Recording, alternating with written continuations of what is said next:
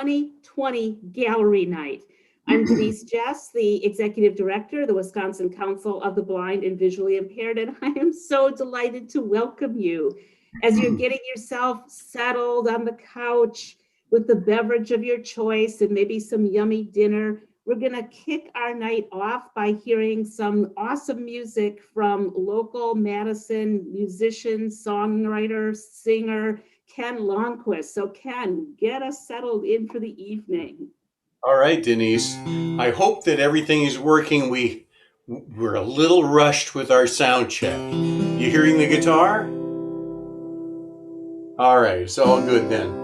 Well, you know, inspiration never stops, no matter what's going on. And during this COVID crisis, this long gray tunnel that we've all been traveling through together the last 6-7 months, I've been doing some Facebook shows and coming up with songs to encourage kids and their parents to take good care of themselves. And one of those songs came from a mask that somebody had sent a photo of that said, "It's a beautiful day to save lives. It's a beautiful day to save lives. A beautiful day to care about your neighbor, helping everyone to survive. It's a beautiful, beautiful, beautiful, beautiful, beautiful day. It's a beautiful 3W day. Wash your hands, wear a mask, watch your distance, helping everyone to survive. It's a beautiful, beautiful, beautiful, beautiful, beautiful day.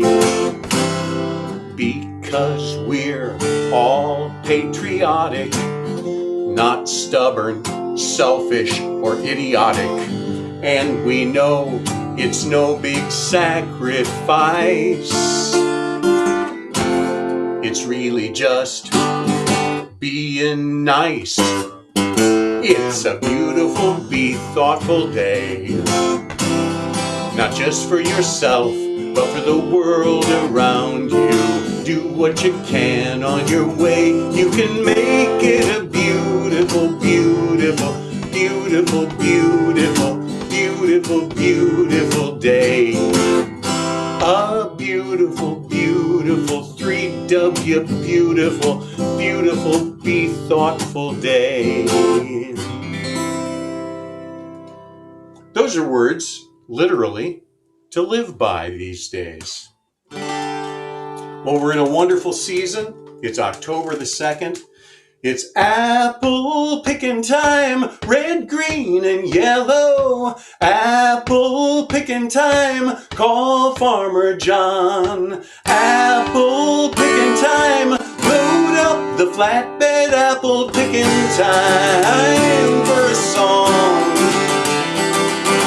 Picking apples in the fall, like kids we scramble off the truck. The engine sputters to a stop. We start off to try our luck, picking apples in the fall, running up and down the hills, in the trees or on the ground. Farmer John says, take your fill, take your fill. Apple picking time, red, green, and yellow. Apple picking time, call Farmer John. Apple picking time, load up the flatbed. Apple picking time for a song. Picking apples in the fall. Once we've gathered up a mess, we toss our bundles, worms, and all into a sticky cider press. Picking apples in the fall. Grind that handle round and round, squeezing juice into a jar. Dry fruit crumbles to the ground, to the ground. Red, green, and yellow, call Farmer John. Load up the flatbed. time for a song. Picking apples in the fall, the sun goes down, our eyelids too, legs and arms and shoulders tired from a hard day's apple brew. Picking apples in the fall, jugs of juice slosh back and forth as the old truck rumbles home. We toast the good trees of the north, of the north. Apple picking time, red, green, and yellow. Apple picking time, call Farmer John. Apple picking time, load up the flatbed. Apple picking time for a song. Apple picking time for a song. Apple picking time for a song.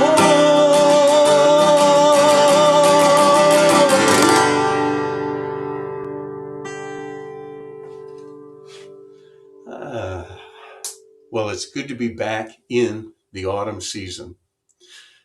Denise, I don't know how many songs you want before you do a more extensive intro, but you just have to let me know. Oh, why don't you do one more? All right. Would you like it to be a song of the autumn or a song of general joie de vivre? Oh, autumn.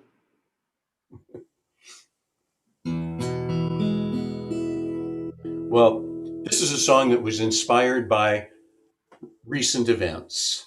You know, it seems like we've been forever saying, oh, if only we could love each other and live in peace and have justice. Well, what the hell are we waiting for?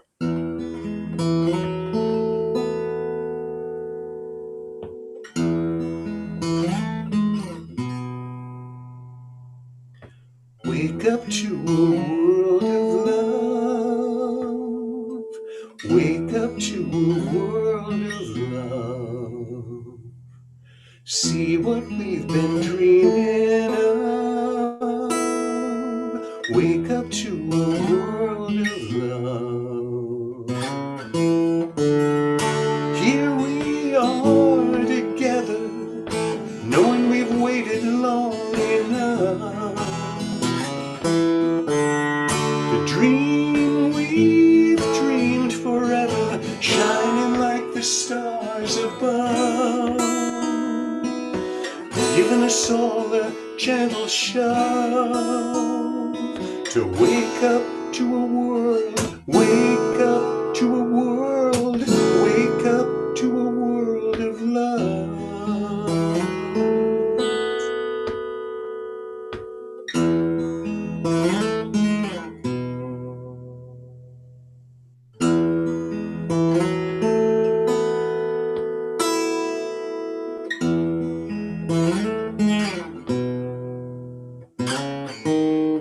Opening ourselves at last to the spirit of love that lives in every heart, and opening our ears to its song. Once you hear it, harmony can start.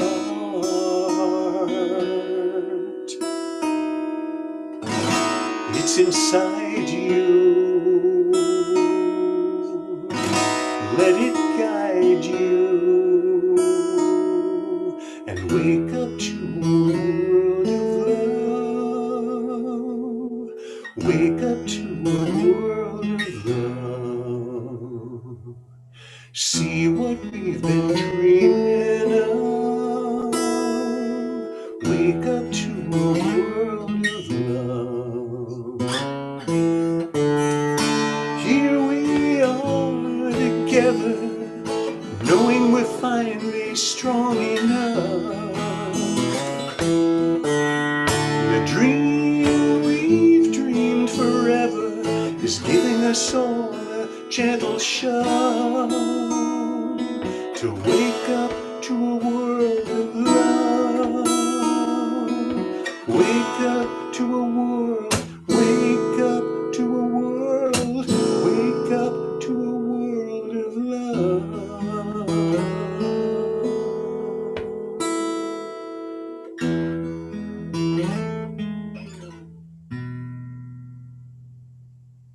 course, the art that all of us make, whether it's the art of conversation, the art of compassion, or visual and art and sculpture and musical art, all of that helps to bring this world of love into full view for everyone. Ken, I could not think of a more beautiful way to start our evening. Thank you so much. And folks, Ken will come back and visit with us again in a little while, both to share his own journey as an artist and then to play some more music for us. So if you've just joined us, welcome to Gallery Night 2020. The virtual and pandemic version from the Wisconsin Council of the Blind and Visually Impaired. I'm Denise Jess, Executive Director. You know, usually this event takes place in our beautiful offices on Williamson Street, and it's wonderful to be there together and to be in the company of all of our artists.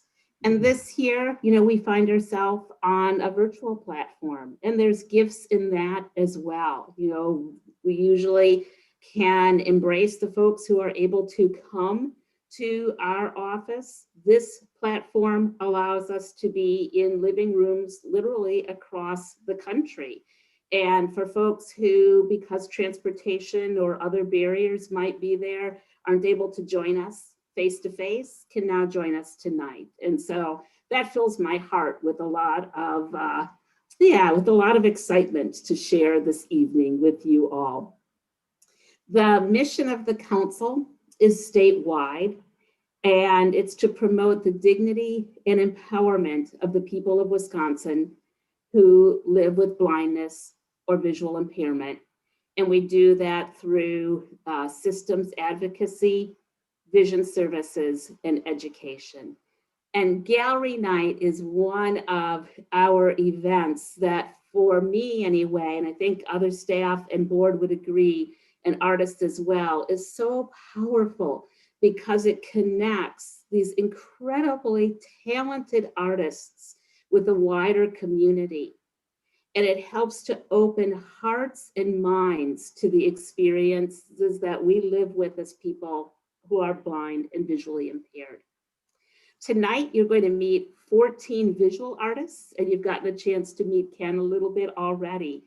And each of these artists have found very unique and creative ways to accommodate and to adapt so that they can really let their creativity flow through them and create some incredible pieces of work.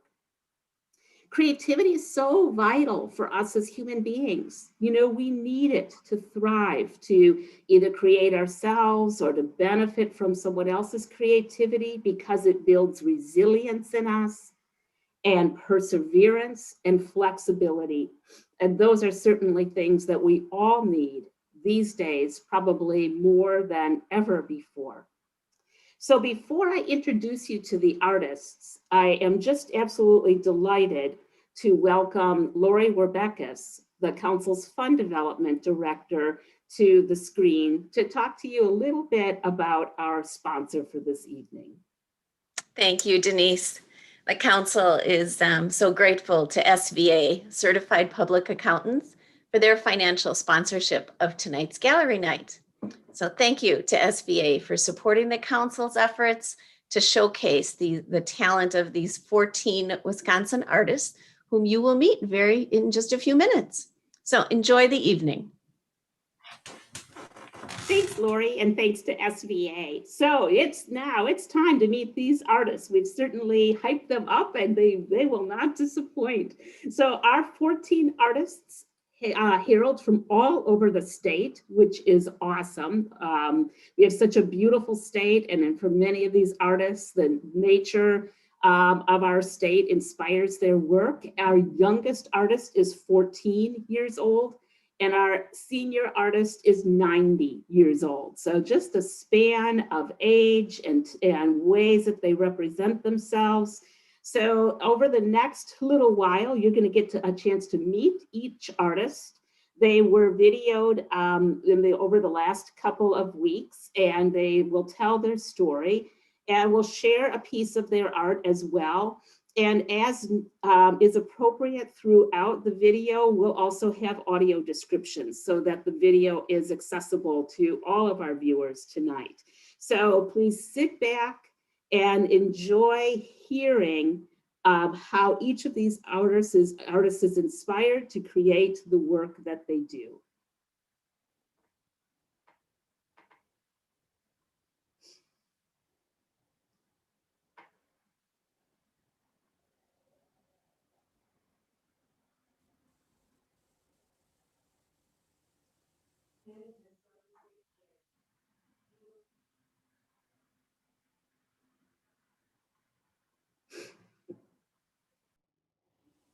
A red and white painting.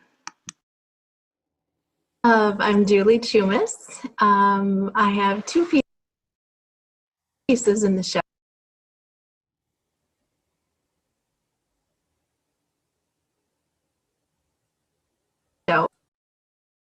One is called Patient Endurance. It's an acrylic, and it kind of signifies my whole beginning of adventures of losing my vision.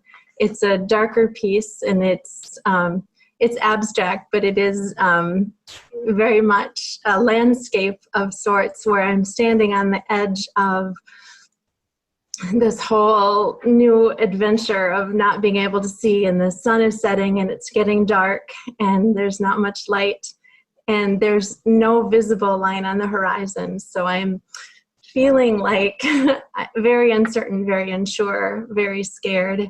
Like I said, night is is coming, and you can't really even know how to strategize how this is going to work. So the thing I always do when I can't figure out what to do is look up. So if you look up, the sky is red, and my husband is a sailor, and one of the adages he's always said is red sky at night, sailor's delight, meaning when the sky is red at night, tomorrow's going to be a great day. So it's a little bit more about the hope in the red sky, and my feelings of, okay, this is all coming, this is daunting, how's this going to look? I got to have hope to endure and to kind of move on and hold on to some hope as I'm riding the waves of this. So the other great thing about painting in abstraction is that it can be more than one thing at once. So even though there's no horizon, if you turn it vertically, so it's less like a landscape, to me it looks almost like weathered barnwood, which to me signifies so much. My grandparents had a farm, and I visited a lot as a child, and there's just such a strength and a beauty of a barn that can withstand, you know, all the winters and the heat of summer. And there's a certain rustic beauty inherent in just enduring through all of the elements.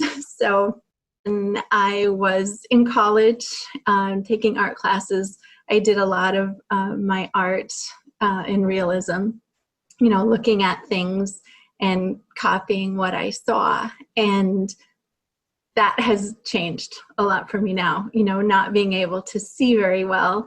I can't look for details as well. It's a lot harder. I had to just reinvent myself and find a new way to paint. And I do remember one of my professors saying, kind of teasing me, that you're not painting, you are drawing with paint.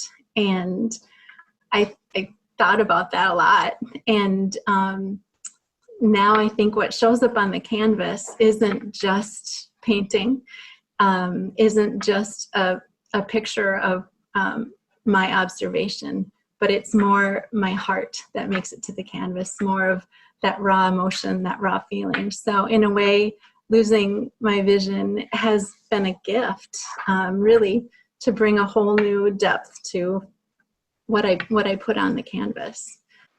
Advice for others.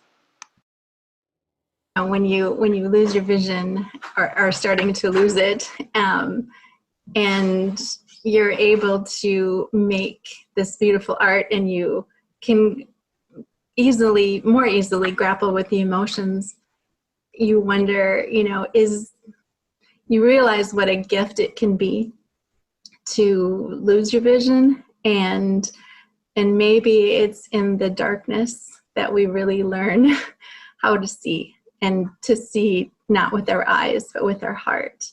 So I guess the struggle of vision loss is that there's a lot of gains that go with it. So I'm appreciative of that.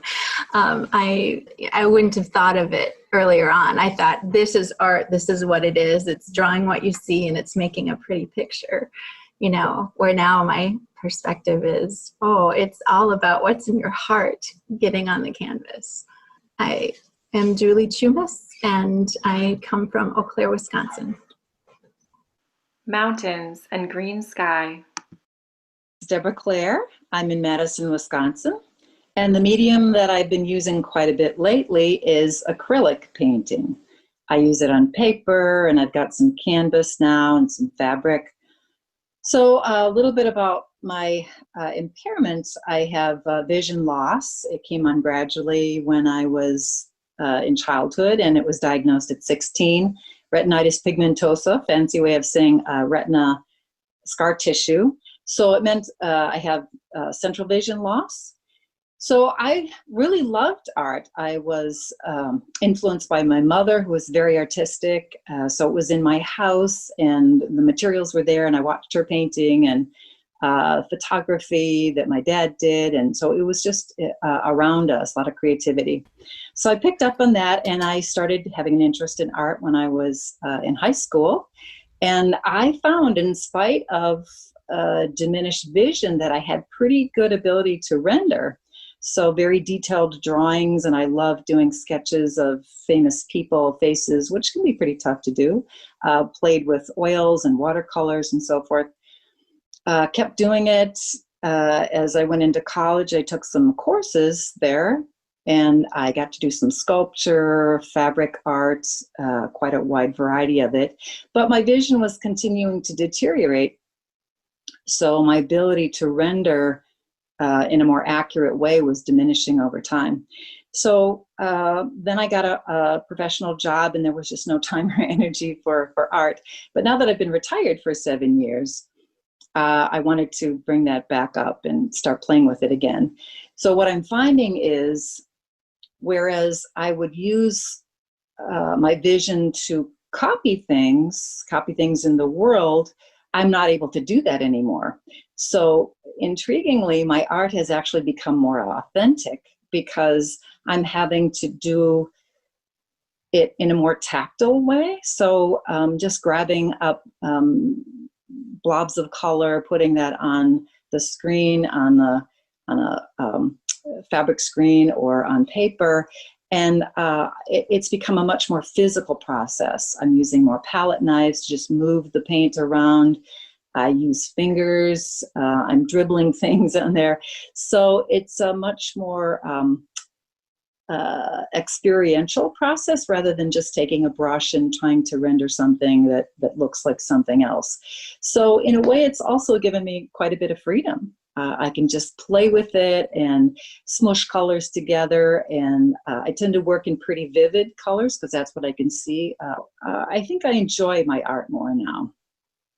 It feels more spontaneous. In one of the pieces that I submitted, there was an accident, and I've heard other artists say that these things that just, like, I wasn't planning on that, but it happened.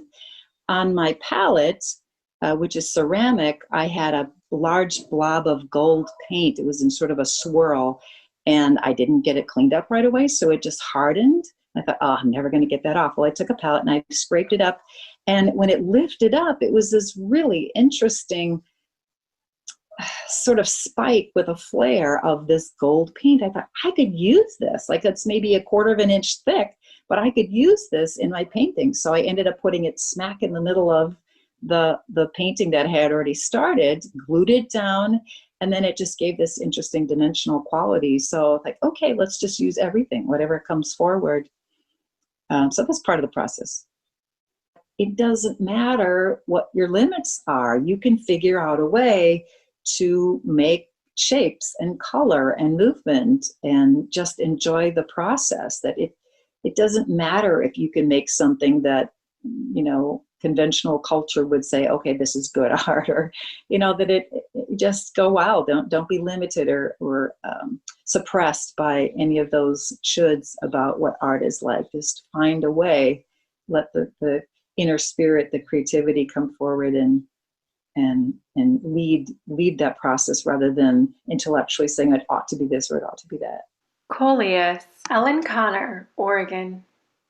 When I was a little girl, my grandfather, who was an artist who did a lot of painting, loved the Impressionist, and he taught me all about the Impressionist and about Monet and Renoir, and you know, I loved looking at those paintings. And I realized as I was, you know, a few years into it, a lot of times things that I was taking weren't crystal clear, but the colors were all beautiful. And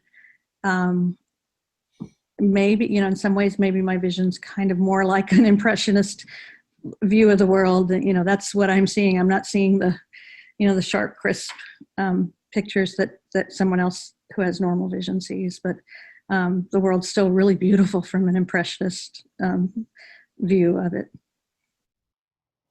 What inspires you? And making, you know, some type of art since my kids were in middle school, which is about 10, 15 years ago. I first started doing stamping, making cards and, you know, different kinds of paper art. And I had, you know, I loved photography, but mostly what I was doing was taking pictures of my kids.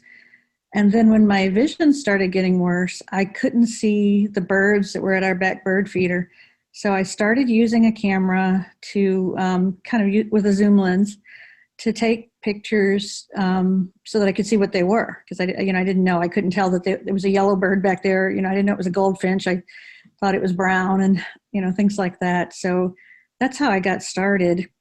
And then I started realizing that there were all kinds of details that I could find, like in the flowers and other things in nature, if I either used the macro feature or if I just kind of zoomed in close.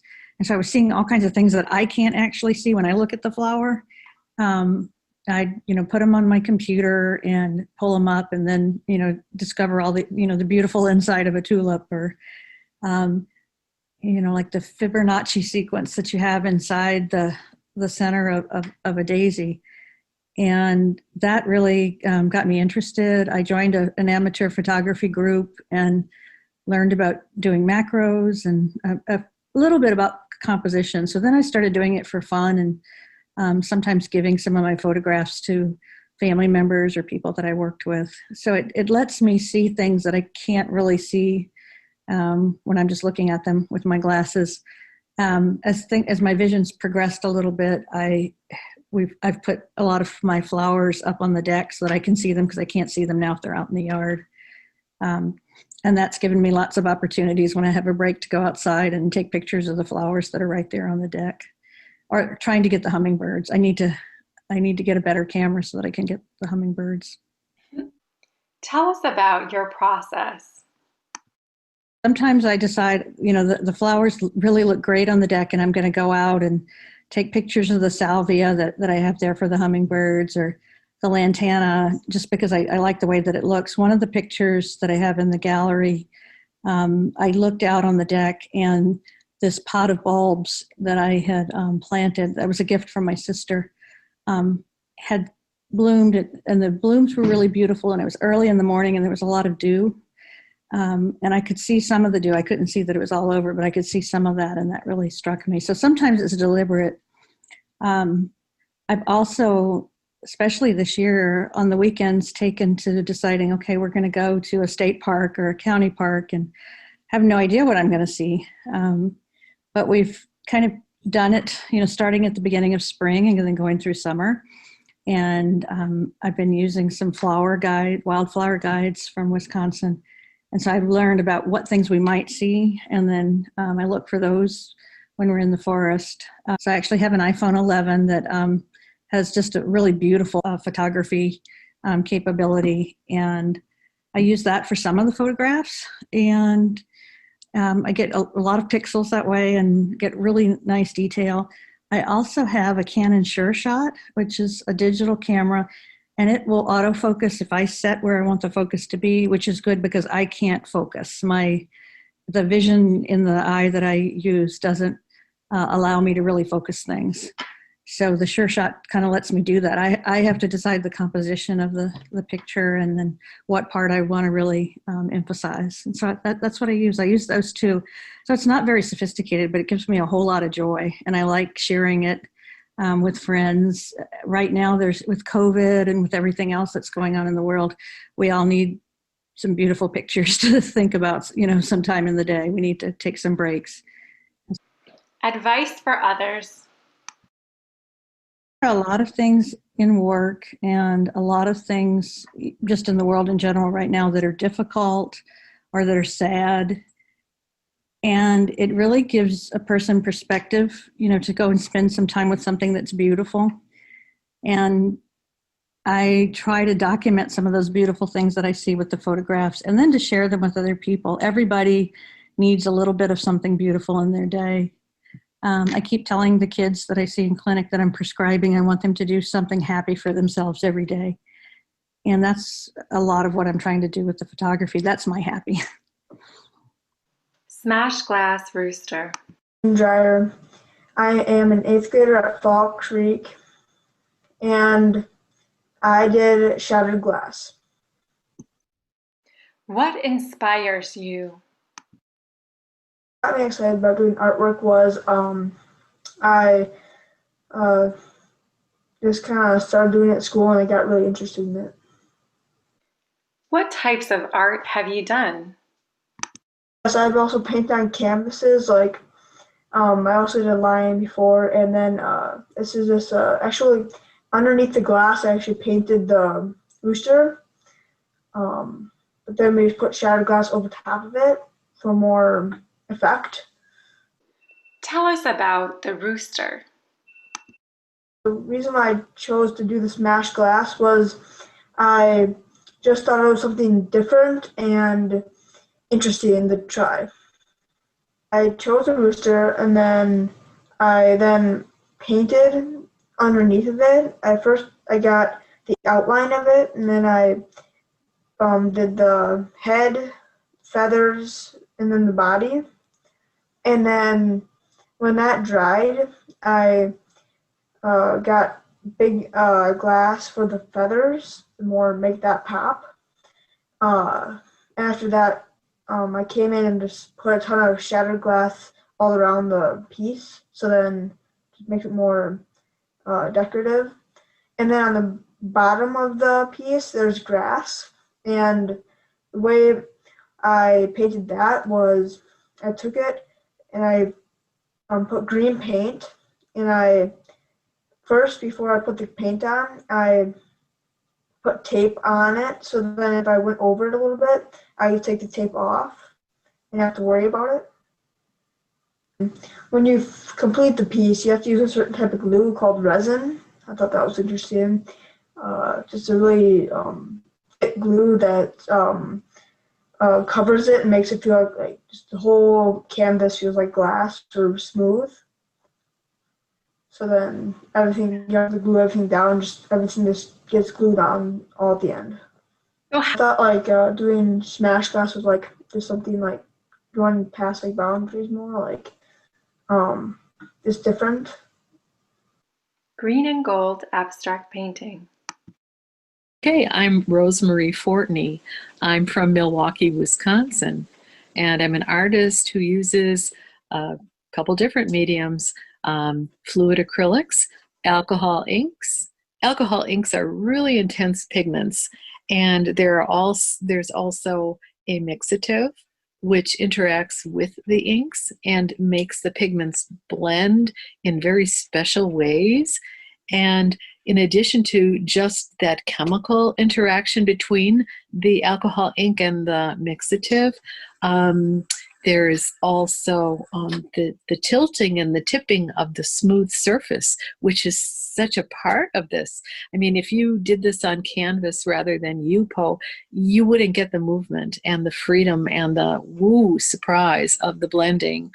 So you get all of these overlapping and blending of the pigments, and you get the movement of the pigments, and you can decide sort of where it's going to go, but you never really know until you're in that dance. Dye bond is a really, I like it because it is a very contemporary substrate, which is two pieces of lightweight, like an aluminum.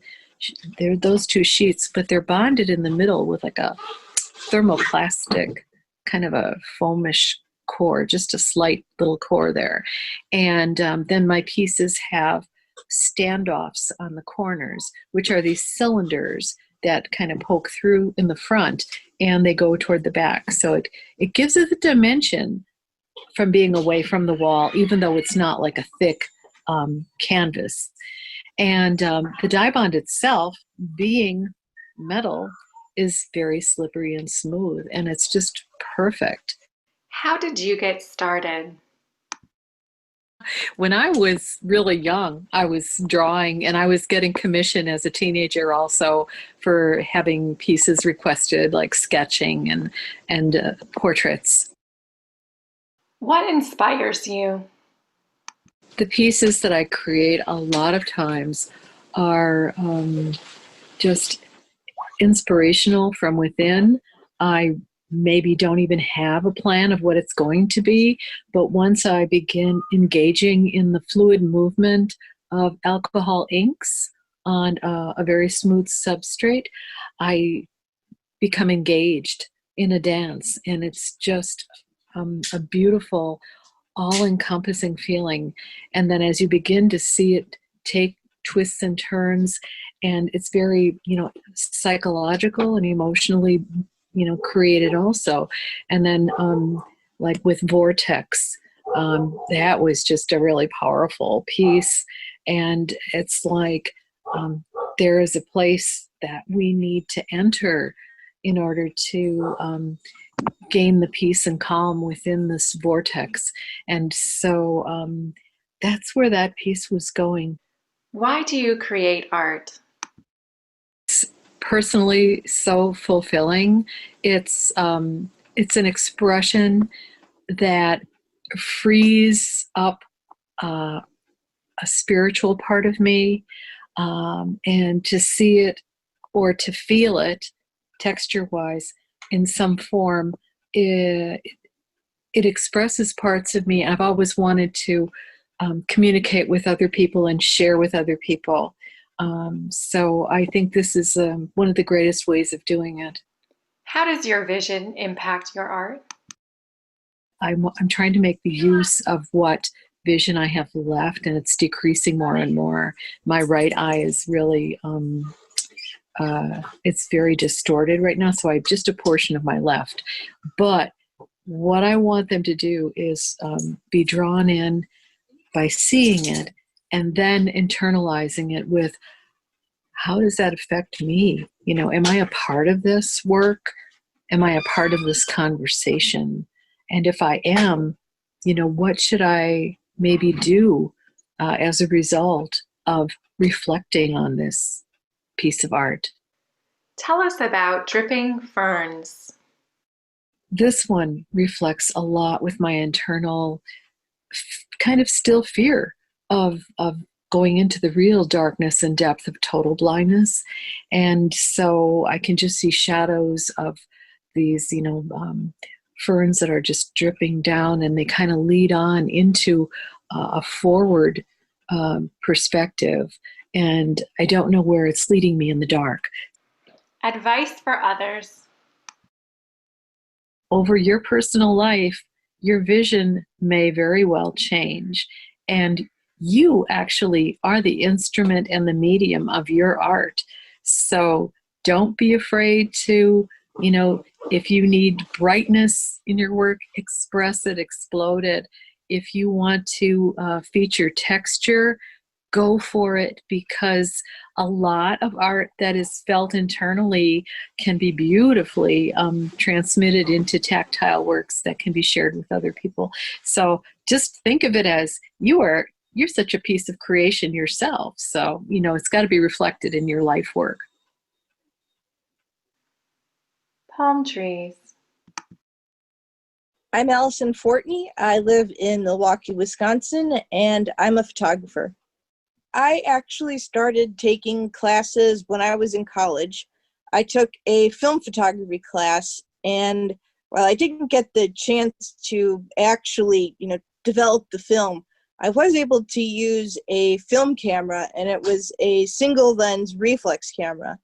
And so that meant we had, the options to choose, how close we wanted to zoom in or zoom out of the subject. And you also had the control of focus if you wanted to get, really close or really far away, how much detail, you want to expose and that kind of thing. So I think once I started taking photography, I just started to like it more and more. I wanted to learn about it. And then, right after I was done with that class, I had a greater appreciation of the medium. So I went from film to digital photography.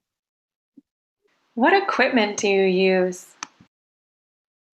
One camera that I use now, and it's the Nikon D7100.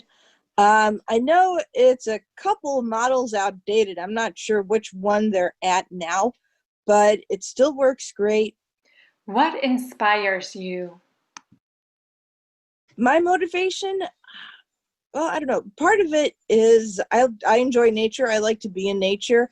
I mean, I like to go for, walks in wooded areas, hikes in the mountains and, that kind of, thing. And so I like to take my camera with me, and some of the photos I take are just coincidental. I just happen to be at the right place at the right time, or I'll notice some, details of something, like the succulent picture I submitted.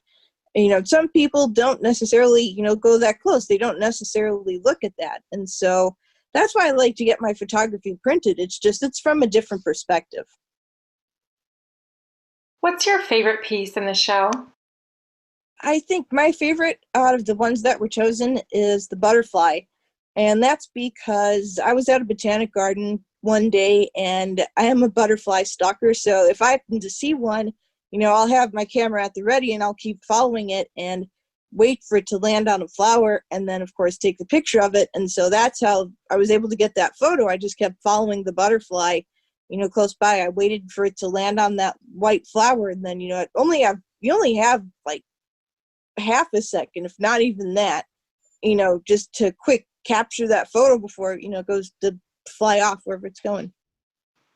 Tell us about palm trees. I took that one in Tampa, Florida, but I was visiting a friend, and we were out one day, and we just happened to be walking around, and they just had that row of palm trees, just kind of standing together like that. And I thought, okay, if I kind of look upwards, so they're all kind of going up on an angle, kind of like they are, it's like, no, you don't really, I mean, obviously we're in Wisconsin, right? So you're not going to see native palm trees, growing, on the streets or anywhere like you do, in some areas like California or Florida. So I thought it was just cool to walk by it and then look up and take that picture. How does your vision impact your art? I have field vision loss, and that's due to retinitis pigmentosa. And so the majority of my field vision loss is in the outer peripheral vision of my left eye, but I do have some in the outer part of my right eye as well. And so in photography, what they'll, teach you about is composition, what makes a good photo, where to line everything up and how everything should have a certain look and feel to it. And so for me, once I look through the viewfinder of my camera, it's like I can't see anything outside of what's already in there, what I'm seeing through the camera. So that way I'm able to focus with what vision I do have, and zoom in or reframe the image, to get the picture I want. Tell us about your process. What I like to do is, travel. And of course, I know we can't really do that now, but, I like to travel and I like to just go, go to a variety of places and take pictures, not just so it's like a memory of being there, but it's a memory and then you can, turn it into art, something that other people can enjoy too. Green, blue, and white pastels. Hi, I'm Denise. I'm honored to be reading Duncan Hamilton's artist statement. Duncan is an oil pastel artist from Fitchburg, Wisconsin. I have macular degeneration, which places a blind spot in the center of one eye, which in the other eye, I have a very small core of central vision surrounded by a blind area. The effect of this is that if I put a black dot in the center of a blank page, and if I move my eyes from the dot, then the dot disappears, and it seems to be a blank page again. Then, when I look out towards any edge of the page, the dot reappears in my peripheral vision. Peripheral vision is usually thought of as being way off to the sides of your head, but actually it begins just outside of the exact spot you are looking at. I used to be able to draw precise designs with tiny details, but after that became impossible, I decided to go in the other direction with visual art. My peripheral vision is pretty good, and my sense of color is strong, so you use what you have. I use oil pastels, which are not dusty or as messy as regular pastels. Good quality 9 by 12-inch paper, and a table-mounted 4-inch magnifying glass, which has a full spectrum LED light encircling the lens. It is an absolutely wonderful tool, and I love it. I salute my fellow blind and visually impaired artists for not giving up and for devoting themselves to whatever form of art opens a way to make something new, something to show what you feel and think. Once you discover that way, usually through plain hard work, then your limitations disappear. Where there's a will, there's a way, and this event is the proof. A winking person holding a white cane. Hi, I'm Isabel Knirk. I'm from Lake Geneva, Wisconsin, and I like working in digital illustration. When did you start creating art?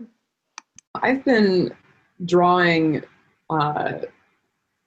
since I was a very little kid, pretty much just as soon as I could. We still have artwork from when I was like 3 in my house somewhere in storage.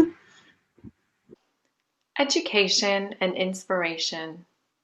I go to college at Columbia College Chicago. The specific kind of art that I study today is animation.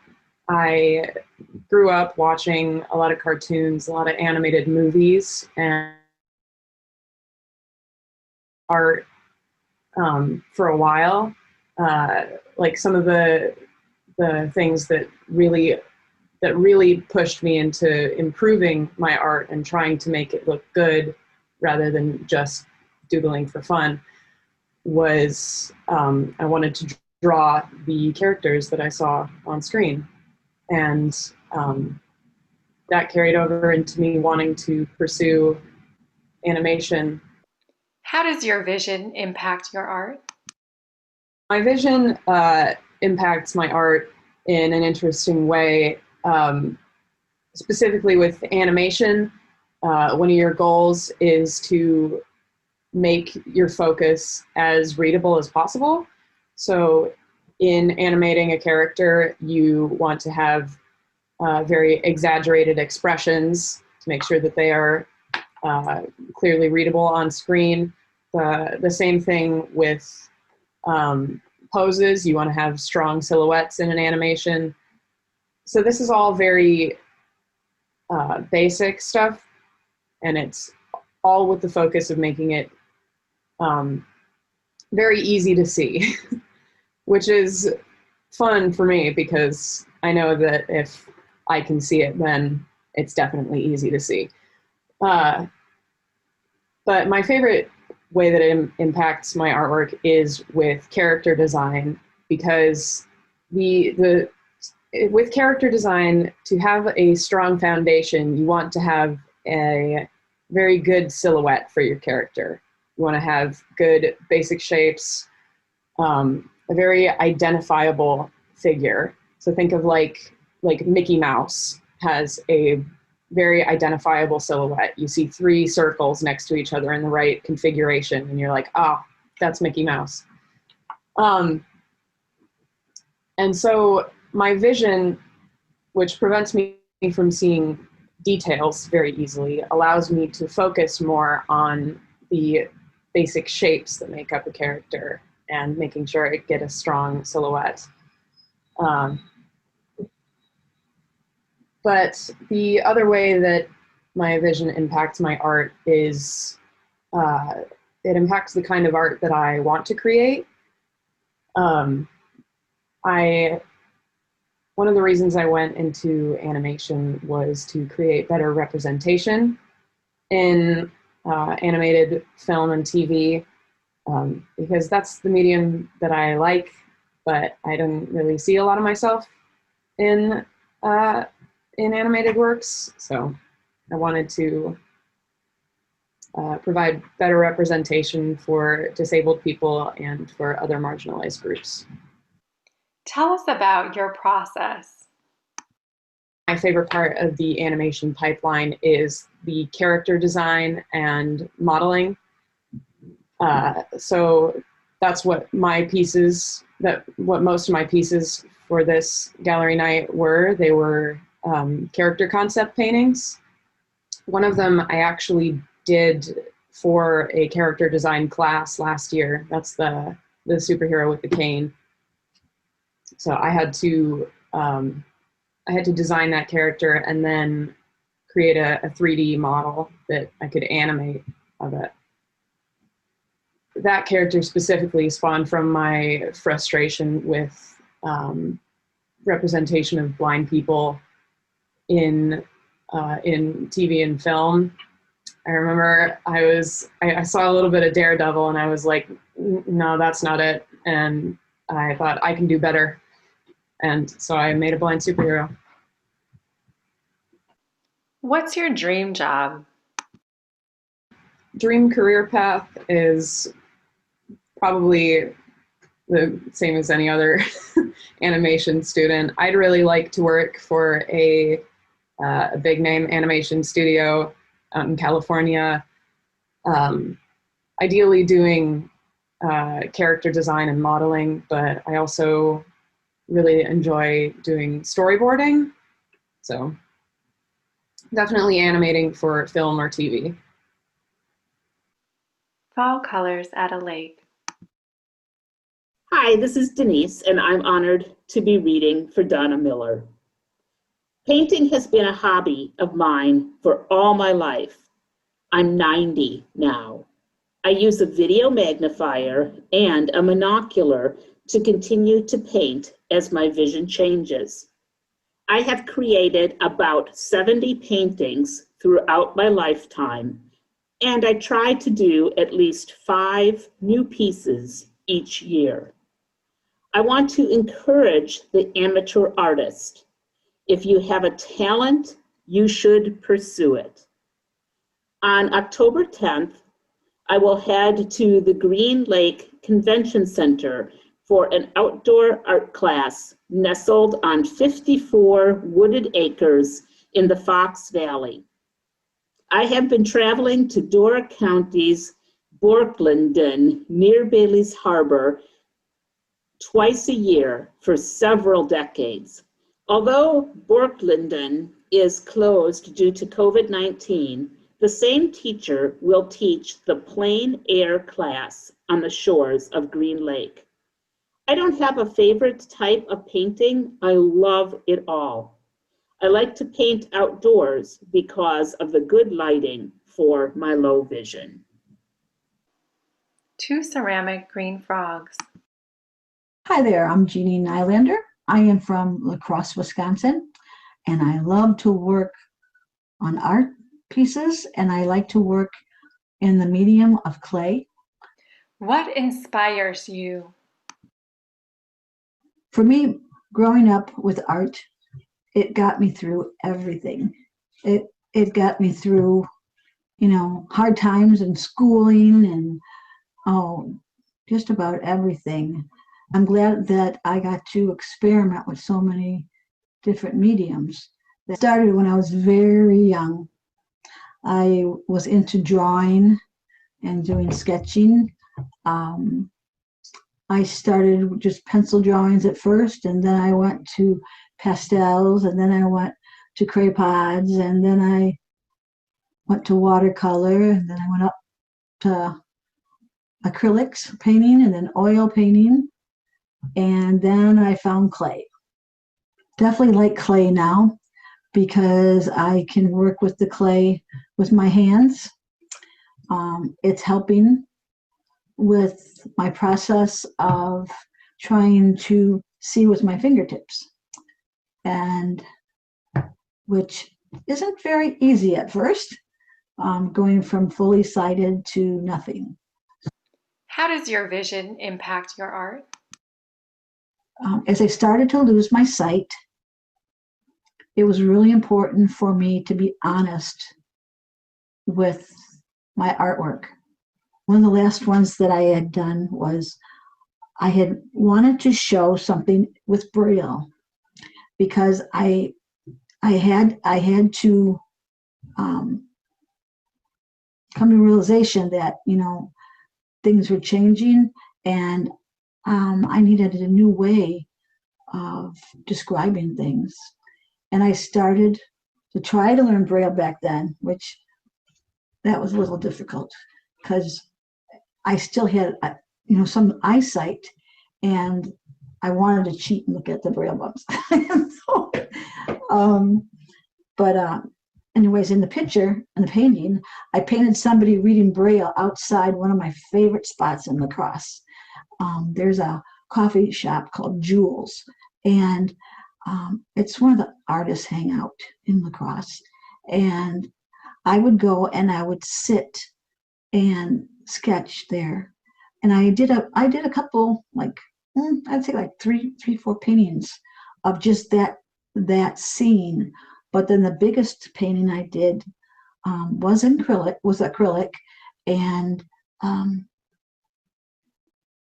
I was honest with how much I could see down on Pearl Street because it was diagonal, and I blurred it to make sure that that labeled where I was at in my life, and I wanted to be able to remember that that's how it started. Things just kept getting blurrier and blurrier and blurrier. I've always worked on the artwork. Even when I was in pain, I worked on artwork.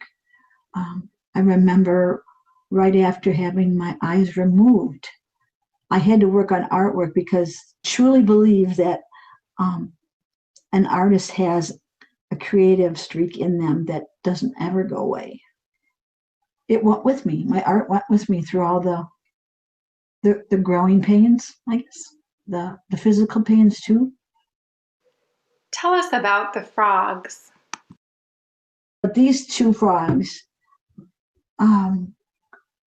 they have attitudes, as you'll be able to tell when you look at them. And I just thought, it's very much, you sort of have to go ahead and kiss a lot of toads and frogs before you get your prints. And it was just like, that was just me then. I needed some laughter in my life. And so when I was making the frogs, I thought, yeah, these frogs, I wanted to make them bumpy, and warty and stuff like that, and not make them perfect. I'm not about making things perfect. When I'm working on the wheel, I really try to get into the clay and see how it's doing. It doesn't talk to you, but it almost lets you know what it wants to do, and you sort of go with it. I get lost in the clay. Cartoon drawing of a cat and a boy. Hi, this is Eli. I'm from Madison, Wisconsin, and my art form is animation. Started creating art many years ago. I was always interested in doing art when I was like a little kid, and once I started actually getting more involved with the cartoons I watched, like SpongeBob and stuff, I started to realize more, I started to observe more stuff about the animation, and I thought, hey, I'd like to kind of do that myself. So I've been studying previously created animation ever since, and I've been trying to sort of put those styles into my work. What inspires you? There are a lot of things that inspire me. Again, it's mostly looking at like animation, like Golden Age cartoons, like Warner Brothers and Disney and Fleischer Studios, even the old Popeye cartoons. Those are real inspirations to me, and also those old '90s cartoons like Ren and Stimpy and The Simpsons. Those have taught me a lot about the animation medium, and I've also gotten into contact with animators and artists from those cartoons, and I've talked to them, and they've given me a lot of information. What's your favorite piece in the show? My favorite piece for the show is probably my animation, but yeah, I really enjoyed drawing that fanboy Comic-Con sort of thing. The way I drew that was, like, the inspiration for that was, at the time I was watching a lot of Ren and Stimpy, and I just was absolutely enamored by the facial expressions that the artists came up with during that time, and I thought I should get creative with my facial expressions too. So I decided to sort of experiment with that stuff and see how crazy facial expressions would work with my art style. So I basically drew basically a blueprint for what the pose would look like in blue pencil, and then I traced over it, adding more details with black pencil. Tell us about your animation video. There was a cartoon based on the Beetlejuice film. It was named, I was extremely impressed by the animated intro that I saw. It was extremely fluid and crazy and insane and energetic, and I really enjoyed that. So I thought I'd try and sort of create my own sort of version of that. And I sort of storyboarded it like on paper, and then I went into Adobe Animate and sort of redid the storyboard through layout poses, because my vision had sort of changed after the storyboard. How does your vision impact your art? I feel like my vision sort of restrains me from kind of doing things that are more complex in art, like perspective. Like, I try to make my, like, the animation you saw, that was my old character's design. I've since sort of made it more three-dimensional and easier to draw in 3 dimensions. And that's kind of difficult for someone who's visually impaired, because I have an extreme lack of depth perception. And so it's hard to see stuff like depth and add like 3-dimensional perspective to my backgrounds and stuff. Advice for others. It's all about inspiration. You got to study other things to sort of get a grasp. You got to study and you got to learn about this stuff. You got to like look very closely at at what you want your art to be. And you have to sort of make observations of what techniques the other artists use and sort of not copy that, but just try and put a little bit of that flair into your art. 4 pine trees. I grew up in Niagara, Wisconsin, which is on the Menominee River on the border of Upper Michigan and Wisconsin. And it's a huge part of that city. The river is the beauty of the city, hands down. We lived very close to the river, and I would spend my after school time walking my dog, Tara. We go to the river every day. Being in nature and walking, and that's a part of my life I always had. Hi, my name is Jill Smith, and I live in Appleton. I am happy to be here with everyone.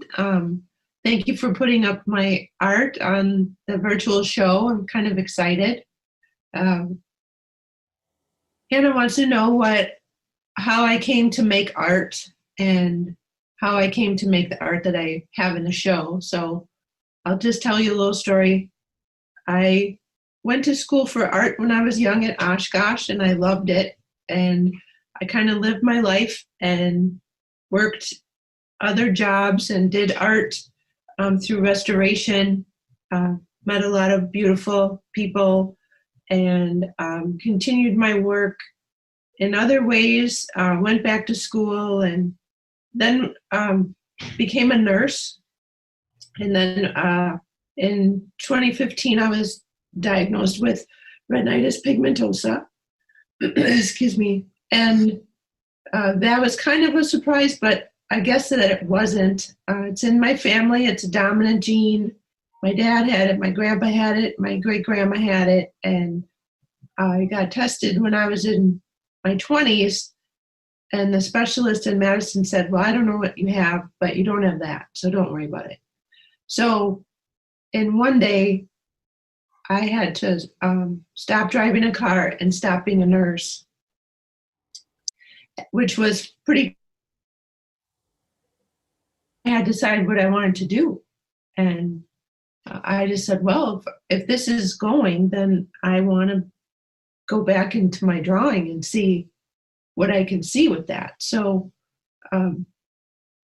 when I was diagnosed, I was still kayaking down the river, the Brewer River, with my husband. As I did that, I just admired these trees that are just standing there beautifully, showing off. And I just started drawing in a kayak. So I chose to use 11 by 14 paper, and I chose to use charcoal because I didn't want to use a medium that would damage the water or hurt the environment. So I figured sharpening a charcoal pencil would be the least intrusive to nature. So that's why I chose my medium. And so I just started drawing, and I made a lot of bad drawings the first year in 2016. And I made one good one that I thought was pretty good. And I entered it in our Trout Museum show, and it got accepted, which really inspired me. And the next year, I was really making a lot of drawings. But the drawings that you see are ones that made it out of the river if I didn't fall in and get all my stuff wet and walk out of the river like a drowned rat. When I first started doing the drawing, I had my husband's GPS tracking unit. It was a separate thing, and I'd put it in a Ziploc baggie, and I would draw something, and then I would plot the point of exactly where it is in the world, and then I would put that on my drawing, that if someone wanted this drawing, they could track it and find exactly where I sat, where I did the drawing. And that was originally how I titled my drawings, but then it just got hard to track the numbers and put the numbers down on my paper, so I just gave it a name of sense of place, because it's really where it was. And some of the trees like the white pine on the North Lake of Spread Eagle Chain, that tree's gone now because of spruce worm. That is a bunch of, that's like a skeleton of a pine tree now, which happens to pine trees, to white pine trees. That one is gone, but I could show people where that was. I'm very impulsive in my art because I believe that you have to find the heart of things. In everything that I do, I try to find the heart of things. And that goes for looking at the beauty that you see around yourself. There's things that just have a lot of heart. So like the jack pines, they're kind of at the end of the run. And it's a stretch of trees that I love because the way that the line goes of the trees is not predictable with a jack pine that's very old. And I thought that these trees were kind of like older ladies. And I said, okay, I'm going to draw you. And they kind of looked at each other and said, what? But I didn't even do my hair yet. I said, I don't care. I'm just going to draw you. And that's kind of how I came to draw them. I love those trees. I would kind of holler when I would do the line. I said, really? Are we going this way with the line? Okay. Then I kind of put myself out of it and just, it's what you do when you go to art school. You draw what you see and you stay out of the process. You just draw what you see, and you have to have confidence with what you're going to say on the paper. Moth on a purple flower. Nikki Wolf. I'm from Janesville, Wisconsin, and I do photography. What inspires you? An interest in photography in high school, and then like maybe 4 years ago, I decided to start doing it again. I decided I wanted to start to do stuff I enjoyed doing, and I really enjoyed photography, so I went back to something I enjoyed to do.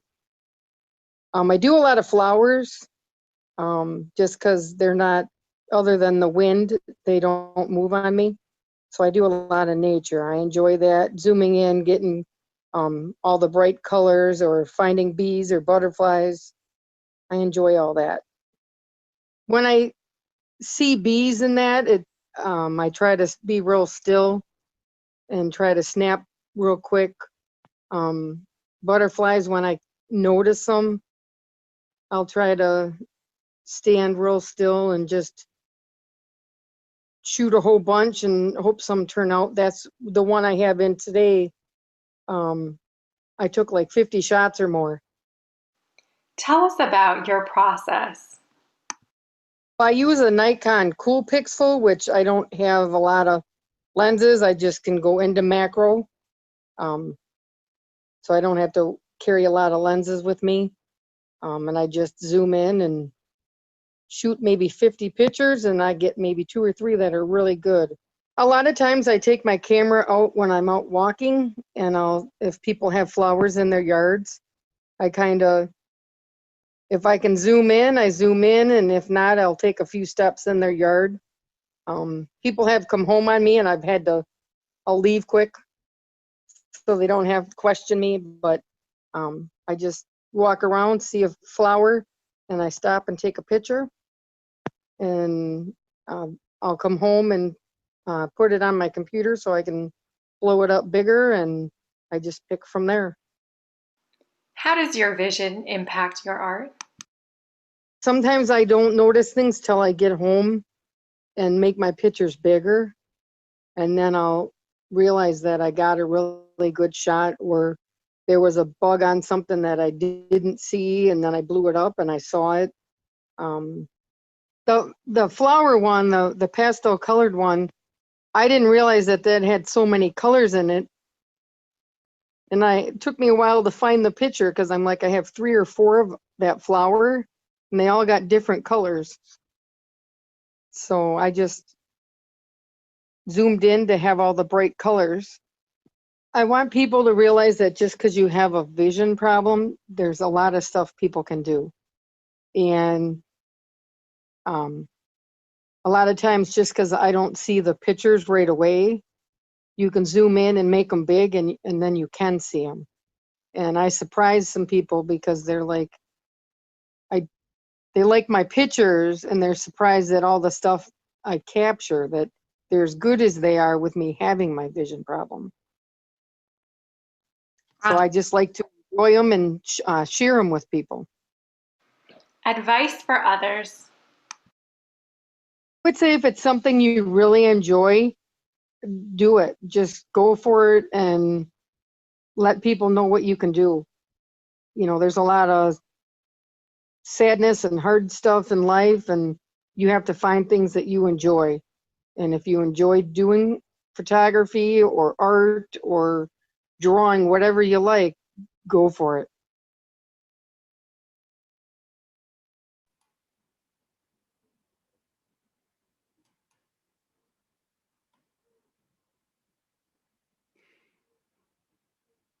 Ken, I'd love it if you want to do an artist statement as well.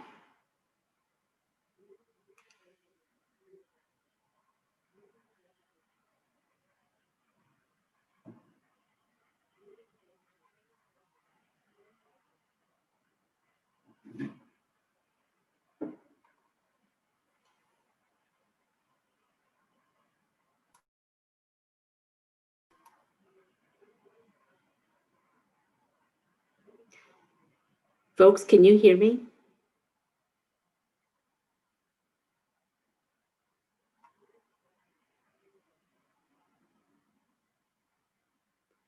I lost audio. Can you introduce Ken?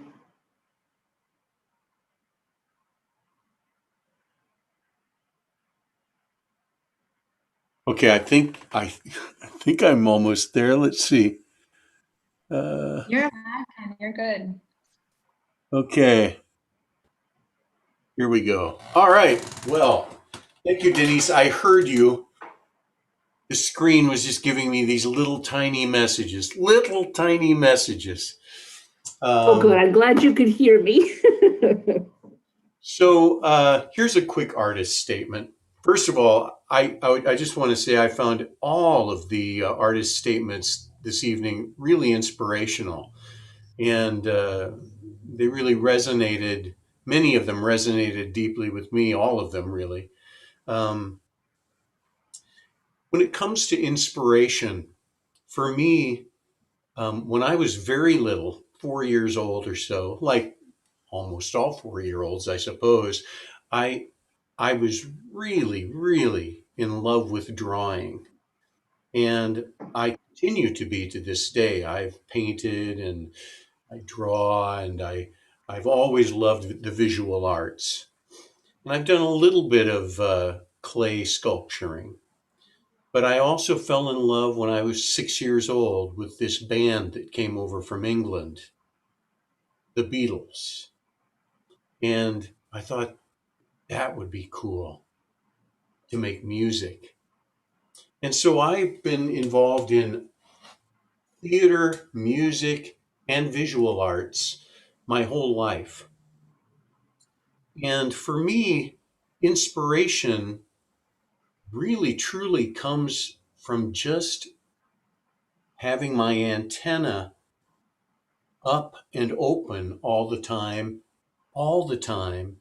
as I live my life.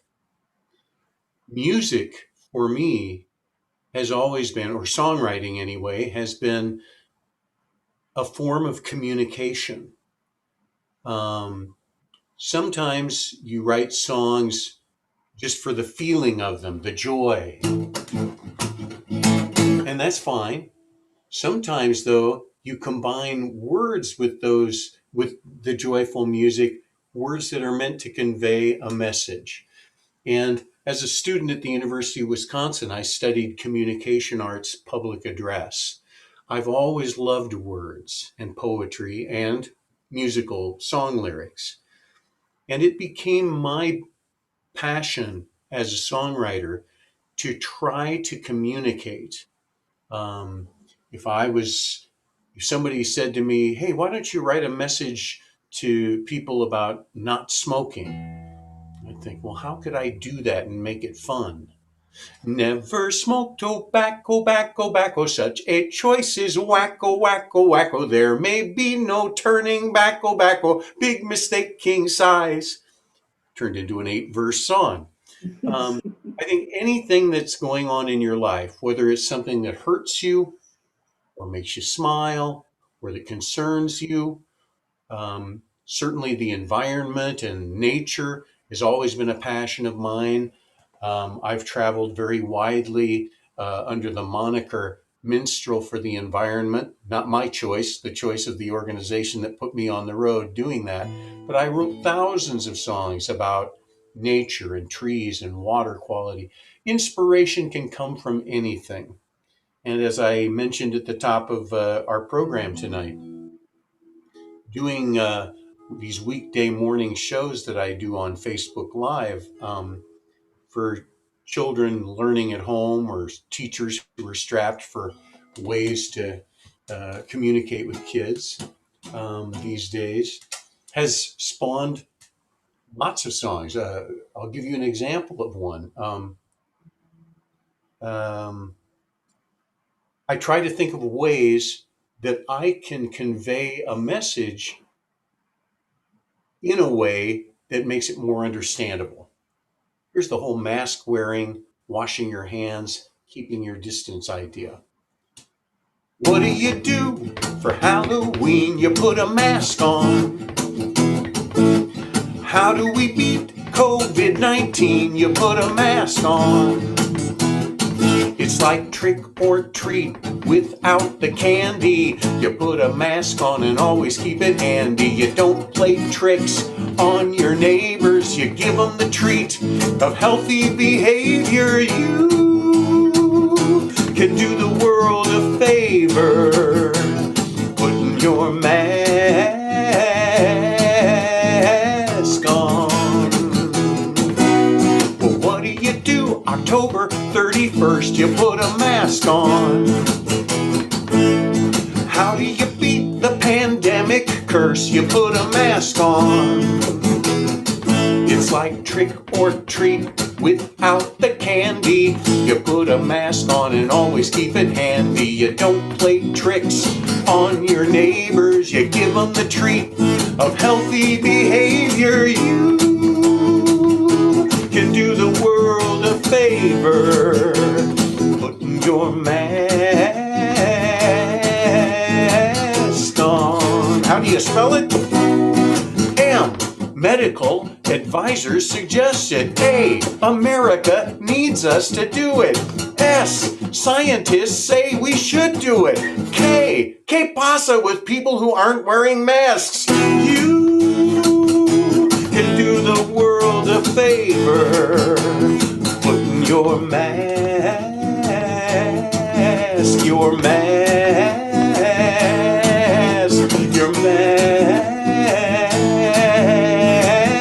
on. Woo! I have to say, I was very inspired by our very first artist who talked about hope. Julie, I think her name was from Eau Claire. Julie talked about hope, and she also talked about how when her vision deteriorated, she started to put her faith in her heart, what she saw with her heart instead of what she saw with her eyes. And I think that's very important to all of us as artists. You tune into the emotion rather than the detail of vision. And I don't mean to belittle, of course, I don't belittle vision, but I think the vision of the heart is the most important thing for an artist. And then to keep your hope alive. I was in the city of Cedarburg probably 15 or 20 years ago, 15 maybe. And I was working with a school as an artist in residence. And they had chosen a book called Save My Rainforest. And the book was about a little boy, true story of a little boy named Omar, 8 years old, who heard about a forest in southern Mexico called La Selva Lacandona that was threatened by developers. And it's the story of what he did to try and save this rainforest. And at the end, a ranger in that forest said to Omar, "You give me hope." And some of the kids in the school wanted to write a song about that moment in the story. And this is that song. Give me hope, light the way.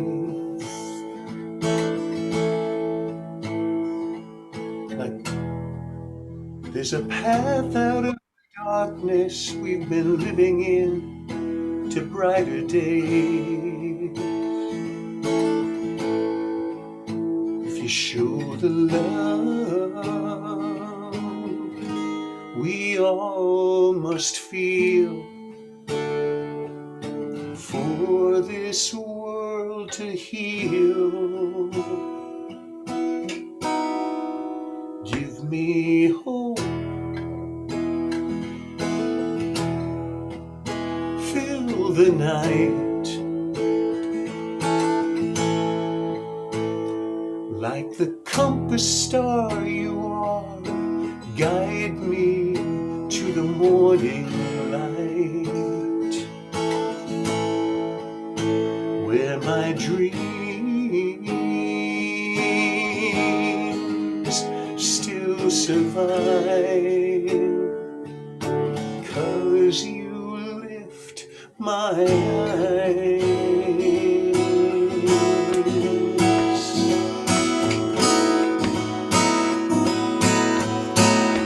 It's not far away, it could be any day, only a hope and a prayer away. I know it's all gonna be okay.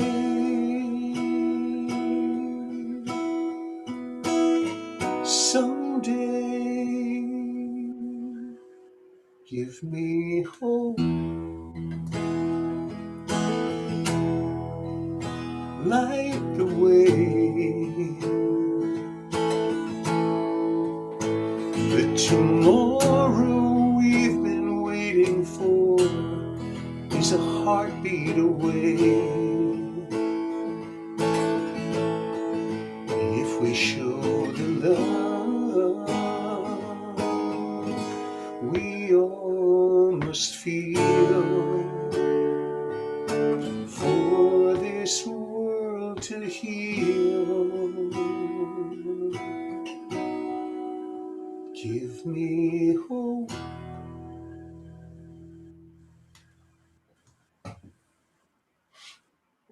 Ken, thank you.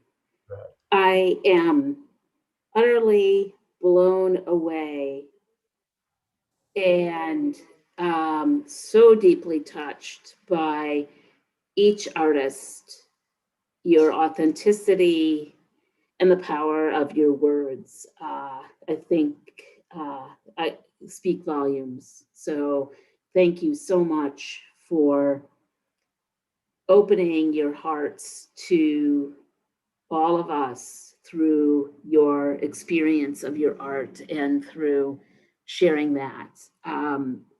Everyone can find the gallery on the council webpage. Just go to wcblind.org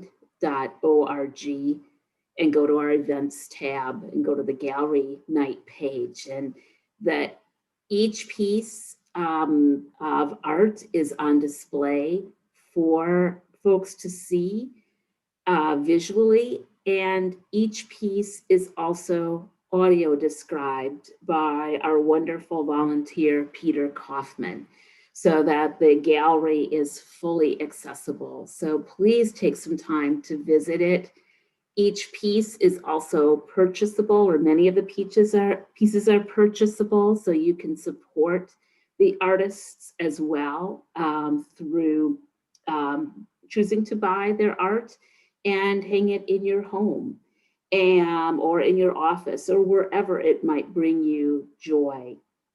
Also, feel free to visit the council webpage to learn more about the work that we do in our advocacy work and in our vision services, and even things like our White Cane program. There's so many people to thank for this evening because it takes a village to do a gallery night. And I want to express just so much gratitude for all of our artists and for Ken, the folks behind the scenes who made this happen. So Hannah Wente, our communications director, did all of the filming of the videos and edited them. And she worked closely with our web designer, Amanda Wagner, to create this fully accessible art gallery. And so I'm so incredibly proud of all of their efforts. And then Peter did our audio for the gallery. Kathleen Cullen from our staff has been monitoring YouTube and making sure that all is flying well there. And you got to meet Lori earlier as well. So with a very full heart and many good wishes to all of you, I want to thank you again for joining us this evening. And Ken, I'm wondering if you'll do one last song to carry us out. Good night, everybody. Our second artist talked about how important it is to be spontaneous, and that stuck with me. Here's a song that's called Make Up Life as You Go.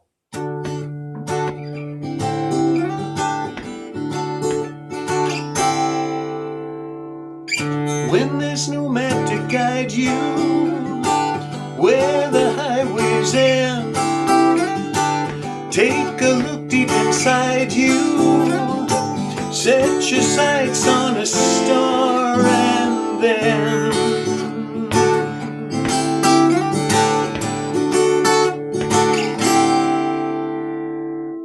let your dreams give direction, let your heart do its thing.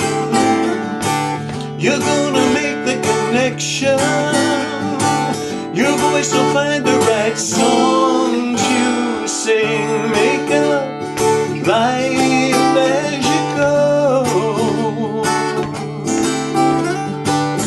Make up life as you go.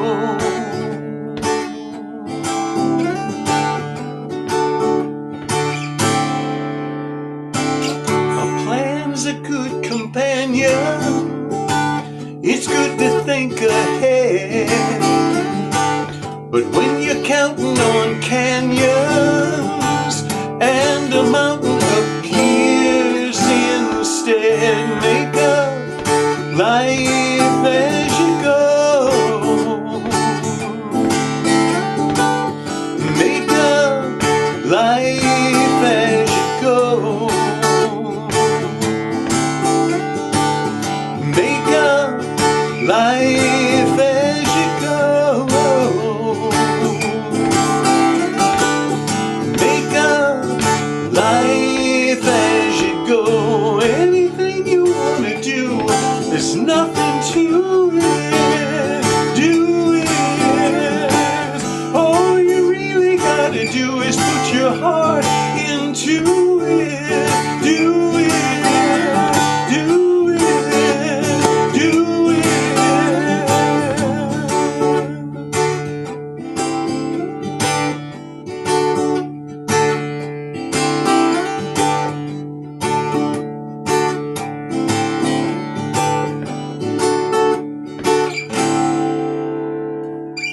Fly as free as an eagle, open up to the sky.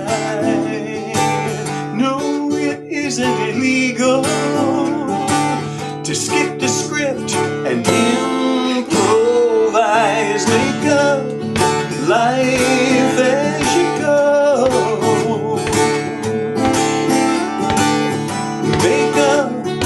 life as you go. Make up life as you go. Make up life as you go.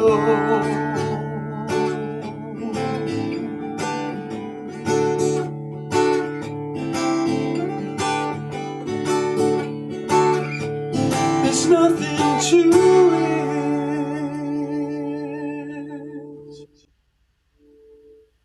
Good night, everybody.